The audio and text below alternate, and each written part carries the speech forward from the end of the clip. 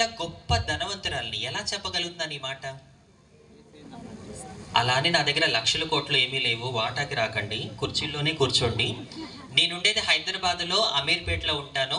నా flat rent నెలకి 20,000 అద్దె కడుతూ సేవ నిమిత్తం నేను అమీర్పేటలో ఉంటున్నాను. అయితే నెల ఎలా గడుస్తుందో కూడా నాకు తెలియదు. నేను చేసేది సువార్త పరిచర్య. ఇలాంటి సేవకులు వారి మీటింగ్స్కి సంఘాలకి పిలిచి అక్కడ వాడబడేలా చేసి వారు ఇచ్చిన సపోర్ట్తోనే నేను నా పిల్లలు ముందుకు వెళ్ళాలి.